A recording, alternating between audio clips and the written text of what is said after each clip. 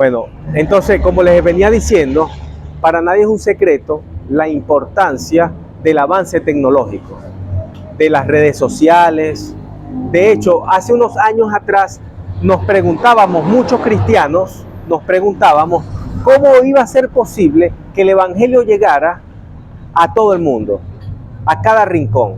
Nos preguntábamos y decíamos, wow, ¿cuántos misioneros no tendrían que salir a llevar la palabra por todo el mundo para que eso se cumpla? Se veía algo como imposible.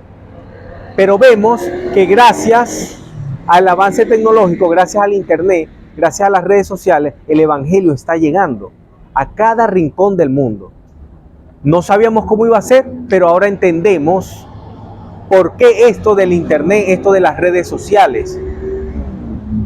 Entonces, pero así como ha sido de bendición, esto también ha traído algo malo a la sociedad. Y lo podemos ver en los niños, en los adultos, en los que son cristianos y en los que no son cristianos. Esto ha consumido el tiempo de las personas. Esto ha sacado de enfoque a muchos cristianos. Los ha sacado de enfoque. Anteriormente venían trabajando muchos de tú a tú con las personas, venían trabajando, pero vista que ahorita el boom es las redes sociales, ya no quieren el persona a persona, trabajar de persona a persona, sino que se han ido a trabajar por las redes y han descuidado su primer llamado. Y eso no está bien. Eso no está bien para Dios. Eso no está bien para ninguno de nosotros. No, dice la palabra de Dios, haciendo esto pero sin dejar de hacer lo otro. O sea, podemos hacer las dos cosas. No podemos descuidar una para hacer la otra. El problema con las redes sociales, no sé cuántos han leído en Mateo 24, 11 o 12, ya va, 24, 12. Mateo 24, 12, donde dice que por multiplicarse la maldad, el amor de muchos se enfriará. Si ustedes se ponen a ver en la actualidad, la frialdad que está causando el teléfono, las redes sociales, la frialdad, ¿por qué? Ustedes dirán, pero ¿por qué el pastor está hablando de que esto está causando una frialdad? Ustedes se reúnen, ustedes ven grupos de personas reunidos y lo menos que hacen es conversar. Y el que está conversando está chateando con el que está al frente y está de repente hablando del otro, criticando al otro. O sea, se ha perdido la empatía, se ha perdido el feedback entre las personas debido a esta tecnología que, aunque es una bendición, ha traído consecuencias. Y el amor se ha ido enfriando producto de esta tecnología. Y esto ha hecho que los cristianos caigamos en distracción. Muchos cristianos que antes oraban 2-3 horas, ahora oran una y la otra hora están en el teléfono. En vez de haber aumentado el tiempo de oración, han aumentado el tiempo en las redes sociales. ¿Está mal estar en las redes sociales, compartir la palabra? No está mal. Pero si eso se está robando el tiempo de Dios, eso es pecado. Usted dirá, pero pecado sí. Todo lo que a ti te roba el tiempo de Dios es pecado. Sea tu esposa, sea tu hijo, lo que te robe el tiempo de Dios es pecado. Eso no está bien. Y allí hay que tener el control, hay que poner control. Porque el enemigo, así como utiliza el teléfono, puede usar a su hijo, puede usar a su esposa, puede usar a su familia, puede usar a su amigo para robarle el tiempo de Dios.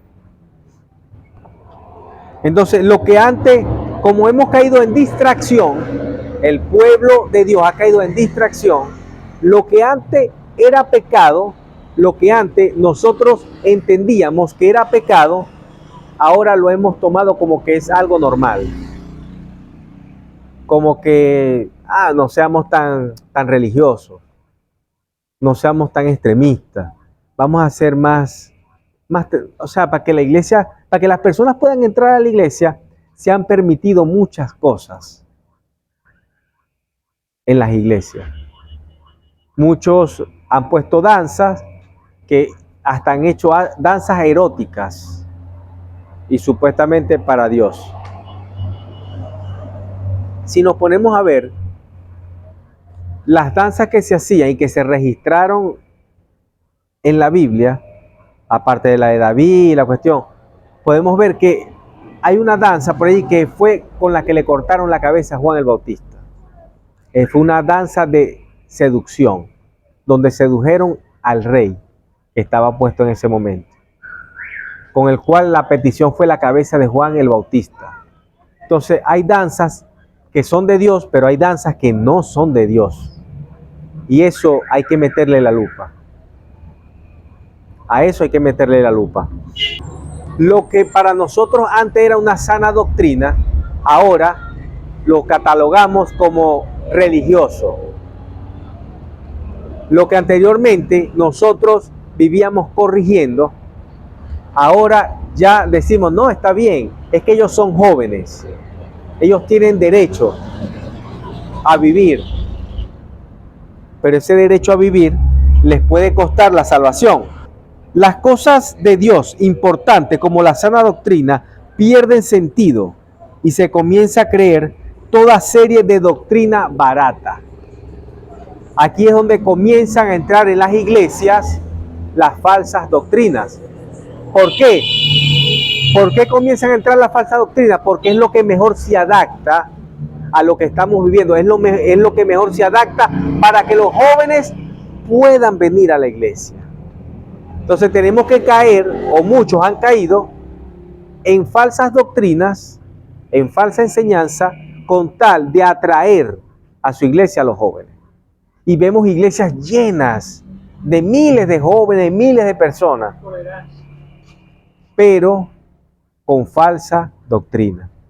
¿De qué te sirve a ti tener un lugar lleno de 1000 personas y que todos se vayan al infierno? ¿Qué recompensa puedes tener tú allí? Si dice la palabra de Dios que los fariseos recorrían todo el mundo para ser un discípulo, y después que sea un discípulo lo hacían 2 veces más hijo del diablo que hijo de Dios. Eso lo estamos viendo ahorita en las congregaciones. No los estamos salvando del mundo para llevarlo a la iglesia. ¿Pero para qué? Para hacerlos 2 veces más hijos del diablo que hijos de Dios. No tiene sentido. La recompensa que estarán teniendo de repente será aquí en la tierra, pero no en el cielo. Pero vamos a poner peso bíblico a todo esto que estamos hablando y vayamos a 2 de Timoteo, capítulo 4, versículo 3 al 5. Dice, porque vendrán tiempos cuando no sufrirán la sana doctrina, sino que teniendo comezón de oír, se amontonarán maestros conforme a sus propias concupiscencias y apartarán de la verdad el oído y se volverán a las fábulas. Pero tú, sé sabio en todo, soporta las aflicciones, haz obra de evangelista, cumple tu ministerio. Actualmente, hermanos, se están levantando una gran cantidad de falsas doctrinas. Ya hay unas que ya vienen desde hace mucho tiempo, como la de los testigos de Jehová, los solo Jesús. En parte, ellos tienen algunas verdades, pero tienen mucha cosa equivocada, pues. ¿Me explico? Entonces, se han venido levantando esa serie, pero ya esas eran como que medios aceptables.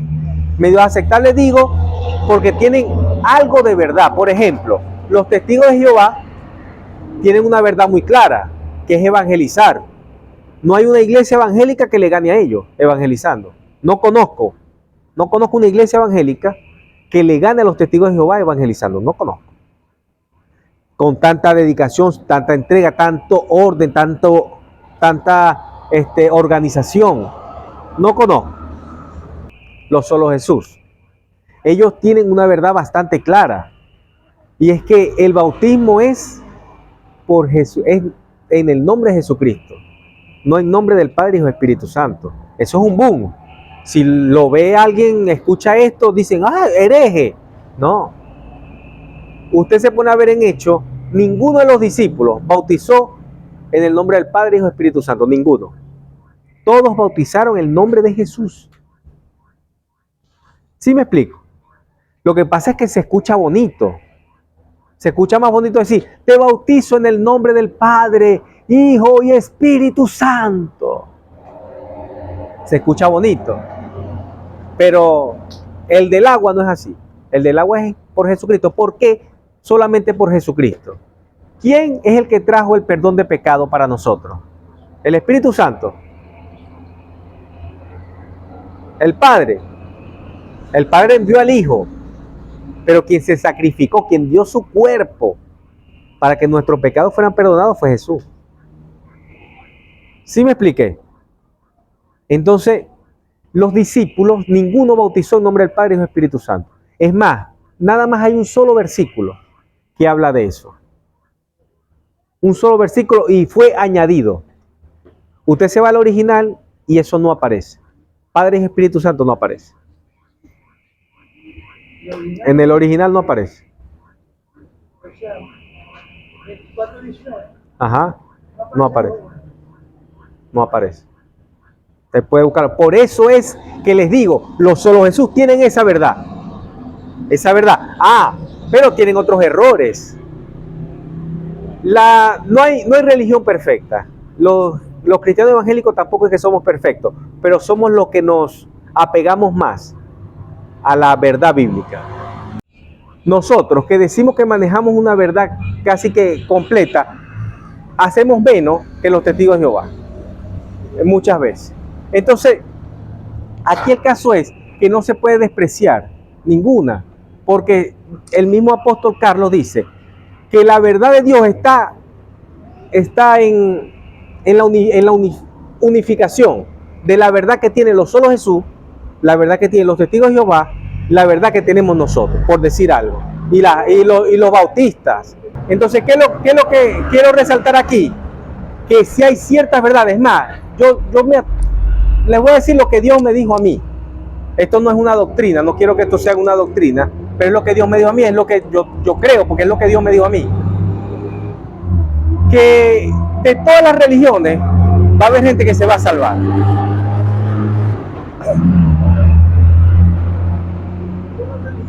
Que de todas las religiones, o sea, de los testigos de Jehová, va a haber un grupo que van a ser salvos de las doctrinas. Va a haber unos que van a ser salvos, porque andan bien con el Espíritu Santo. De una u otra manera, de los solo Jesús van a haber unos que se van a salvar. De los católicos, como usted dice, no, usted no es católico, usted es evangélico. O sea, porque hay católicos que saben bien de la palabra. Entonces yo creo que sí van a haber personas que van a ser salvas de eso. Vamos entonces ahora a desarrollar el versículo 2 de Timoteo capítulo 4 versículo 5. Nos vamos a enfocar en ese versículo. ¿Por qué nos vamos a enfocar en ese versículo? Porque es el consejo que le da Pablo a Timoteo. Ahí vemos el consejo que él les da. ¿Con relación a qué? A lo que venimos hablando de las falsas doctrinas. ¿Qué es lo que nos toca a nosotros hacer? Aquí se lo deja muy claro Pablo a Timoteo. ¿Qué es lo que dice el versículo 5? Dice, pero tú sé sobrio en todo. Es lo que le dice, sé sobrio en todo. Es lo primero que le dice. Cuando Pablo le dice a Timoteo que debe ser sobrio en todo, se refiere a que debe mantenerse alerta, ser prudente y tener autocontrol en todas las áreas de su vida. La palabra sobrio en el contexto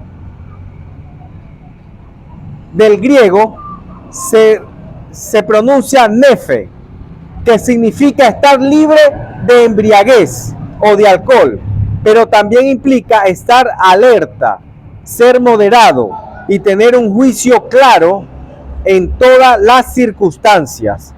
Si nos vamos al contexto cultural de la época, la sobriedad era una virtud muy valorada, ya que implicaba un estado de mente claro y equilibrado, que permitía tomar decisiones sabias y actuar con prudencia. Por lo tanto, Pablo está exhortando a Timoteo a mantenerse sobrio en su pensamiento, en sus acciones y en su servicio a Dios, evitando caer en excesos o distracciones que puedan desviarle de su propósito. El segundo consejo que le da Pablo a Timoteo es que esté dispuesto a soportar las aflicciones. Tenemos que estar dispuestos a soportar las aflicciones. Dice, la palabra de Dios nos dice en el Salmo 34, 19, dice la palabra, que son muchas las aflicciones del justo, pero de todas ellas nos librará Dios. De todas esas aflicciones nos libra Dios. Dios nos da la salida. Cuando Pablo menciona que debemos soportar las aflicciones, está haciendo referencia a la realidad de que los seguidores de Cristo enfrentarán dificultades y sufrimientos en el camino de la fe. Para ninguno de nosotros es un secreto. El que tiene años en el Evangelio sabe que tenemos momentos de dificultad. Tenemos momentos fuertes, momentos buenos, pero también tenemos persecuciones y aflicciones. En el contexto de la época en la que Pablo vivía, los cristianos eran perseguidos. Enfrentaban diversas formas de oposición por profesar su fe en Jesús. Eso lo vemos, sabemos que Pablo fue el primero que comenzó a perseguir la iglesia fuertemente. No fue el primero, pero fue el que organizó una búsqueda casi que a muerte con los cristianos, hasta que Dios se le presentó en el camino. Entonces, al exhortar a Timoteo a soportar las aflicciones, Pablo está animando a mantenerse firme en su fe, a pesar de las dificultades, y no desanimarse ante las pruebas que pueda enfrentar en su ministerio. Esta exhortación es relevante, no solo para Timoteo, sino para todos nosotros en la actualidad, ya que la vida cristiana implica enfrentar desafíos que ponen a prueba nuestra fe y nuestra fidelidad a Dios. Pablo acá nos está instando a todos los creyentes la importancia de perseverar en medio de la aflicción, confiando en la fortaleza y el consuelo que Dios provee para superar las dificultades que puedan surgir en el camino de seguir a Cristo. El tercer punto que vemos acá en este consejo que le da Pablo a Timoteo es hacer obra de evangelista y cumplir su ministerio. Con estos dos puntos termina el versículo. Que primero, que todo cristiano debe tener, el primer ministerio que todo cristiano debe tener es el evangelístico. Toda persona que se convierte a Dios, le entra dentro de él el anhelo, el deseo de impartir, de dar a conocer la palabra de Dios, de conquistar almas para Cristo. Y si la persona no siente esto, no se ha convertido. Porque esto es algo clave en la vida de todo creyente. Debemos tener hambre y sed de conquistar almas para Cristo. Este ministerio, el evangelístico, impulsa a los demás ministerios en nuestra vida. El ministerio evangelístico es el que impulsa a los demás ministerios en nuestra vida. No es que yo tengo el ministerio de adoración y por eso no evangelizo, no. Yo evangelizo y el ministerio de adoración es añadido. Por eso vemos muchos adoradores que no se siente la presencia con ellos. Vemos adoradores que no pasa nada con ellos. ¿Por qué? Porque no tienen el amor a las almas. Simplemente alguien los escuchó que cantaba bonito en la iglesia y móntese ahí a adorar a Dios. Y nunca ha evangelizado, nunca ha hecho nada. No ha pagado precio.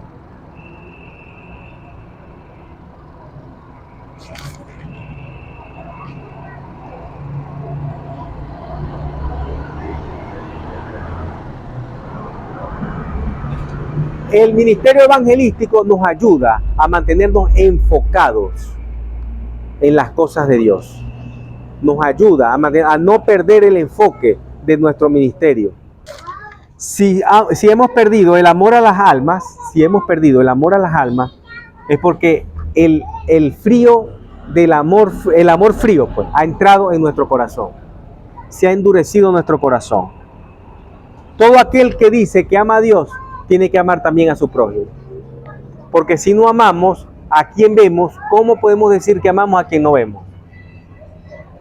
Como lo dije en la iglesia en estos días, el amor a Dios es primero horizontal para que pueda venir el vertical. Es primero hacia los lados, hacia nuestros prójimos, para que pueda venir el de Dios. Cuando Pablo le dice a Timoteo que haga obra de un evangelista y cumpla su ministerio, está instándolo a llevar a cabo la tarea de predicar el evangelio y cumplir con la responsabilidad que le ha sido encomendada en el servicio a Dios. En primer lugar, al mencionar que Timoteo debe hacer la obra de un evangelista, Pablo está enfatizando la importancia de proclamar las buenas nuevas de salvación a aquellos que aún no han escuchado el mensaje de Jesús. El evangelista es aquel que anuncia el evangelio, comparte la fe cristiana y llama a las personas a arrepentirse y a creer en Jesús como su Salvador. Esto es algo que no debemos perder, ni debemos dejar de hacerlo.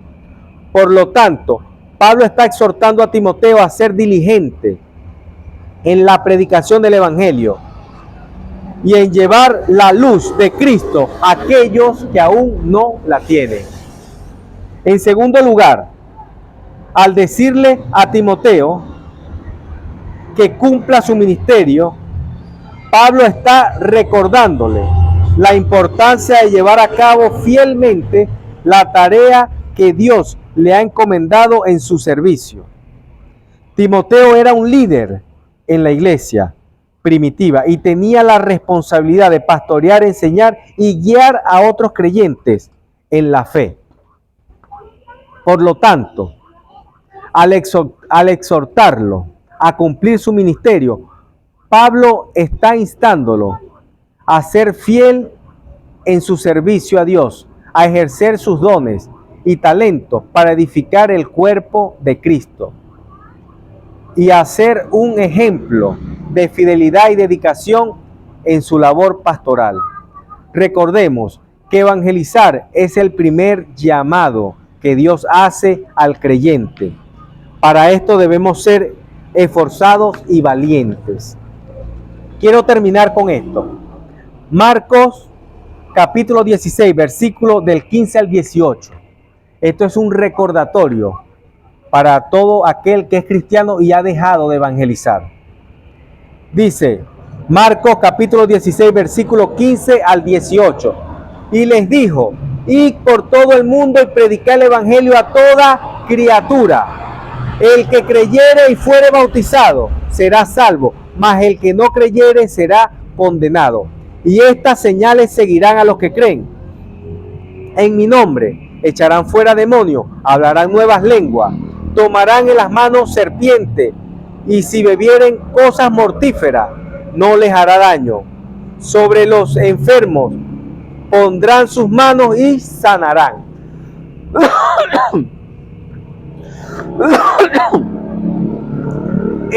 Esto fue una de las últimas encomiendas que Dios le dio a sus hijos, a sus discípulos, y todo aquel que cree en Él, que se considera su discípulo, debe seguir estas instrucciones. Que Dios me los bendiga, hermano.